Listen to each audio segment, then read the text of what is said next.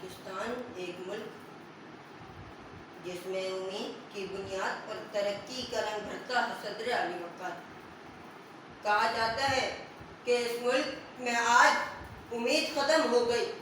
میں یہ کہتا ہوں کہ آج بھی اس ملک میں امید باقی ہے، کیونکہ ہم ہیں امید پاکستان۔ جی ہاں جناب والا، ہم وہ بچے جو سوچ سکتے ہیں، جو بول سکتے ہیں، وہی تو امید ہے، کیونکہ مردہ زبان نہ ہی بول سکتا ہے اور نہ ہی سوچ سکتا ہے۔ میں جو اس ملک کو بدلنے کی بات کروں تو لوگ کہتے ہیں کہ رکھا کیا ہے اس ملک میں۔ میں کہتا ہوں کیا نہیں رکھا اس ملک میں۔ اگر ان 76 سالوں میں مساجد اور بازاروں میں دھماکے ہوئے تو کیا لوگوں نے جانا چھوڑ دیا؟ بلکہ آج بھی بازاروں کی رونقیں بحال ہیں، نمازی نماز پڑھنے مساجد آتے ہیں۔ بے شک مہنگائی نے عوام کی کمر توڑی ہے، لوگ خودکشیاں کرنے پر مجبور ہیں، لیکن وہ جو کمزور ایمان والے ہیں، اللہ پر توکل کرنے والے، آج بھی صبر و شکر کا دامن تھامے محنت کر رہے ہیں۔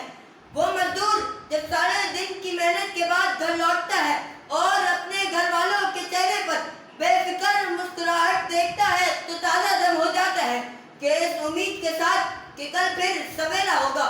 اس کی تھکاوٹ اس بات کا اقرار کرتی ہے کہ آج بھی پاکستان میں امید باقی ہے، اور یہ سزا لگاتی ہے کہ کبھی مایوس مت ہونا۔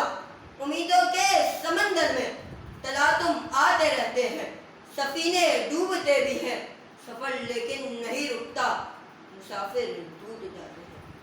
سفر لیکن نہیں رکتا، مسافر ڈوب جاتے ہیں۔ ہر قوم کی ترقی کی بنیادی روح امید کے بعد انصاف ہوتی ہے صدر علی وقار۔ ہم انصاف کی بات کرتے ہیں، ہم کہتے ہیں کہ اگر کوئی سچ بات کرے تو ارشد شریف کی طرح قتل کر دیا جاتا ہے، اسے انصاف نہیں ملتا۔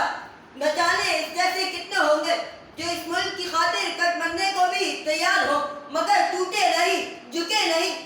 آج بھی صحافی لڑ رہے ہیں اس امید کے ساتھ کہ سچ کی آواز بنے۔ مجھے کسی نے کہا کہ یہ چھوٹے مسئلے ہیں، میں کہتا ہوں اگر کسی غریب کے گھر چولہا نہ جلے، اس کے بیمار بوڑھے والدین علاج کے بغیر مر جائیں یا تکلیف میں رکے، وہ علاج کرائے، فیسیں بھرے یا راشن ڈالے، مشکل میں ہے داستہ مگر